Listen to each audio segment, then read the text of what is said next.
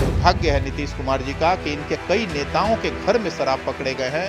इनके कई नेता जो है शराब के गिरफ्त में आए हैं। कौन नेता इस शराब के चक्कर में जेल गया और कौन बड़ा व्यवसायी जेल गया। बिहार के हर गांव में शराब बन रहा है, हर गांव में शराब बिक रहा है और ये सत्ता और राजनीति के संरक्षण में बिक रहा है। 16 से पहले यही नीतीश कुमार जी घर घर में, हर चौक चौराहे पे ऑनलाइन और ऑफलाइन जो है शराब के केंद्र खुलवाए थे। विपक्ष में बैठे हुए तेजस्वी जी भी कभी गए हैं, नीतीश कुमार जी भी गए हैं। दोस्तों नमस्कार, बहुत स्वागत आपका चौकस भारत में। मैं आपका दोस्त ब्रजेंद्र। मोतिहारी में जहरीली शराब से फिर लगभग जो सरकारी आंकड़े हैं या जो तथ्य निकल के आ रहे हैं उसमें कहा जा रहा है कि 32 लोगों की मौत हो गई है। अब ये 32 लोग किस किस स्तर के हैं ये तो अब जांच चल रही है, लेकिन आखिर ये मौतें शराब पीने से यानी जहरीली शराब पीने से कैसे हो रही है। सरकार पूर्णतः शराब बंदी कर रखी है। चलिए अब इस बनिस्पत हम बात करने पहुँचे हैं। हमारे साथ लोजपा रामविलास के मुख्य प्रवक्ता हैं राजेश भट्ट जी। इन्हीं से बात करते हैं। इनसे बात करना इसलिए भी लाजमी है कि इनके प्रदेश अध्यक्ष जो है हाल ही में मोतिहारी घूम के आए हैं और पीड़ितों से मिल के आए हैं। क्या लग रहा है, शराब बंदी 16 से ही लागू है और इसके बाद फिर मौतें हुई। 32 लोगों के आंकड़े दिखाए जा रहे हैं कि ये मौतें हुई हैं 32 लोगों की।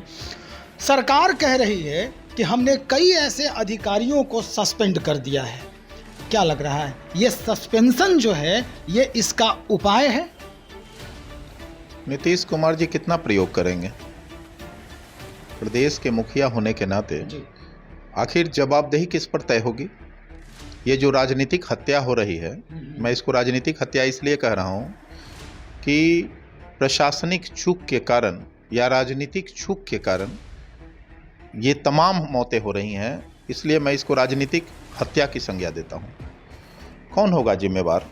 आज तक 2016 से आज तक 23 तक मैं समझता हूँ कि हजारों लोगों की जानें चली गई जहरीली शराब को लेकर, और मैं समझता हूँ कि 5 से 6 लाख के करीब आबादी जो मजदूरों, दलितों, गरीबों की है वो जेल भरे गए हैं इसी शराबबंदी कानून के तहत। लेकिन एक बड़ा मौजूद सवाल है कि कौन नेता इस शराब के चक्कर में जेल गया और कौन बड़ा व्यवसायी जेल गया। जो शराब बनाता है और जो डिलीवरी कर रहा है वो कौन, किस पर बड़ी कार्रवाई हुई, किस अधिकारी पर बड़ी कार्रवाई हुई। देखिए, नाखून कटा के शहीद कहने वाली बात है। नीतीश कुमार जी जब भी शराबबंदी कानून की धज्जी उड़ती है और लोगों को जो है जान गंवाने पड़ते हैं, तो नीतीश कुमार जी एक फार्मूला तय कर दिए हैं कि दफादार पर, छोटे अधिकारी पर कार्रवाई होती है और बड़े अधिकारी को बचा लिया जाता है। बड़े अधिकारी भी इस कार्रवाई में आ गए हैं, इस जद में आ गए हैं।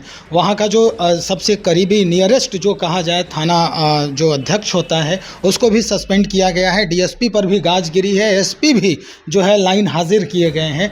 गाज तो सरकारी जो अधिकारी हैं उन पर गिर रही है। एक बात और सामने आ रही है कि नीतीश कुमार जी 2016 से अब तक जितनी भी शराब से मौतें हुई हैं मुआवजा देने की घोषणा कर दी है। अब ये मुआवजा जो है, क्या लगता है ये चुनाव के मद्देनज़र हुआ है या पहले क्यों नहीं किए? क्योंकि अब चुनाव है नज़दीक में, ये अपना ज़मीन तैयार कर रहे हैं और जैसे ही ये फिर से मौतें हुई इन्होंने ये घोषणा किया कि 2016 से जितनी भी मौतें हुई हैं आधिकारिक पुष्टि हो जाने पर मुआवजा दिया जाएगा। आधिकारिक पुष्टि कितने लोगों की हुई है? अभी जो मोतिहारी की घटना घटी है, अभी जागरण हमारे सामने है, 30 लोगों की पुष्टि जागरण कर रहा है। सरकार 22 लोगों की कह रही है और मैं कह रहा हूं कि 100 लोगों से ज़्यादा की मौत हुई है। तो वो जो पंजीकृत जिनके थाने में नहीं हुए केस, उनको मुआवजा कैसे मिलेगा। नीतीश कुमार जी तो इसी आंकड़ों के खेल के बाजीगर हैं। अभी तो अधिकारियों को लगा दिया है। मैं आपको यकीन दिला रहा हूं कि 20% ही केस इनके कार्यकाल में दर्ज हुए हैं।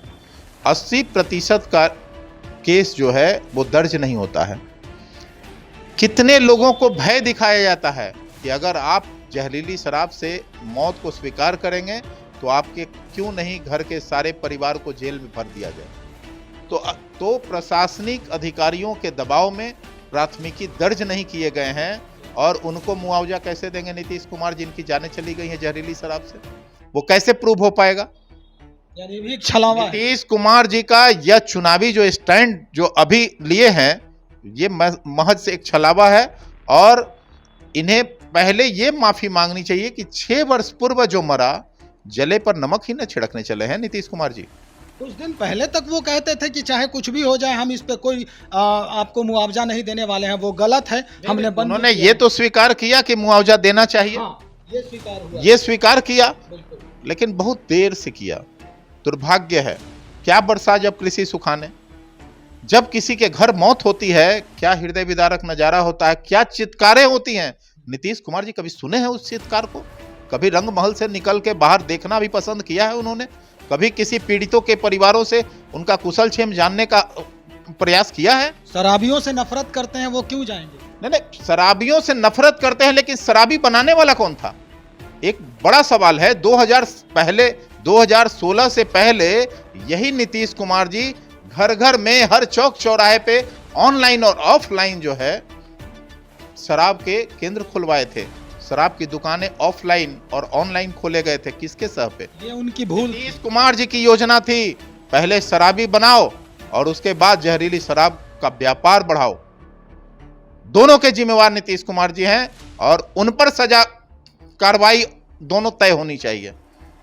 इस तमाम मौतों के जिम्मेवार हैं नीतीश कुमार जी। आपके पार्टी से लगातार जो है अगर देखा जाए तो राष्ट्रीय अध्यक्ष चिराग पासवान भी संज्ञान लेते हैं, मुलाकात भी करते हैं जाके। अभी तक मैं एक बार बहुत गंभीरता पूर्वक कह रहा हूं कि जितनी भी जहरीली शराब से मौत हुई है बिहार में, बिहार का एक ही बेटा और एक ही नेता उन पीड़ित परिवारों का कोई हालचाल भी जानना पसंद किया, वो है हमारे पार्टी के राष्ट्रीय अध्यक्ष आदरणीय श्री चिराग पासवान जी। उनके तरफ से कोई नया घोषणा हुआ है?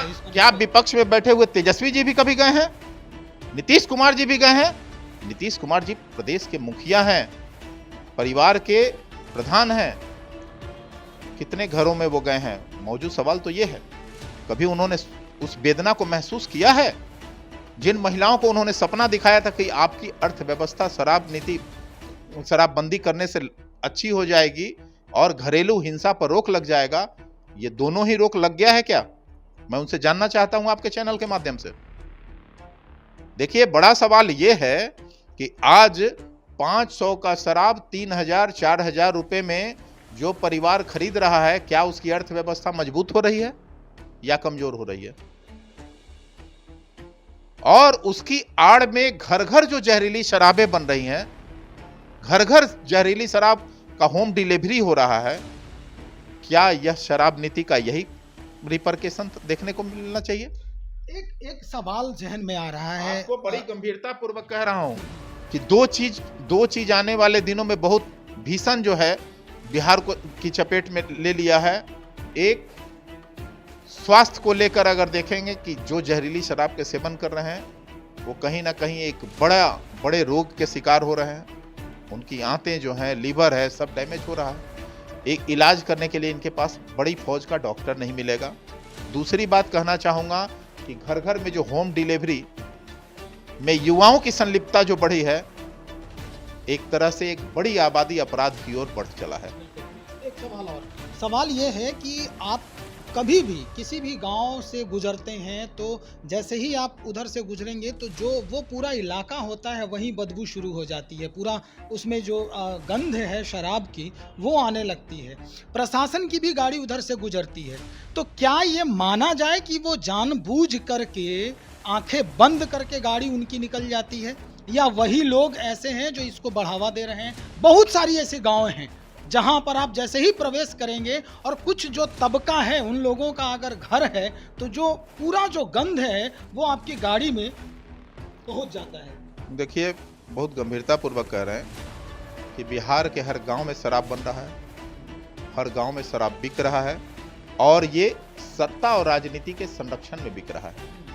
बहुत गंभीरता से हम कहना चाहेंगे, सत्ता में बैठे हुए लोग जो हैं इसको पूरी तरह संरक्षण दे रहे हैं और कहीं ना कहीं वो संलिप्त है।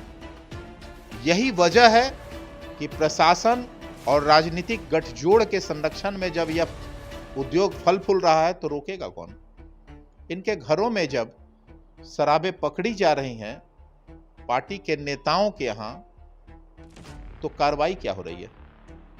सवाल ये आम और खास के लिए अलग अलग मानदंड तैयार किए गए हैं। जब दोहरे मानदंड रखेंगे तो हालात यही होगा, कोई भी नीति सिफर ही नजर आएगा।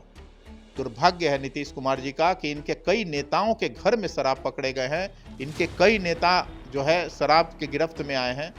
अभी जदयू के एक पटेल साहब पकड़ाए थे, 7-8 हजार लीटर जो है स्पिरिट के साथ। अभी इनके यहाँ जो है एक कुशेश्वर स्थान में इनके नेता के यहाँ जो है पैकिंग हो रहा था। इनको तो बोलना चाहिए, क्या कार्रवाई किया है उन्होंने?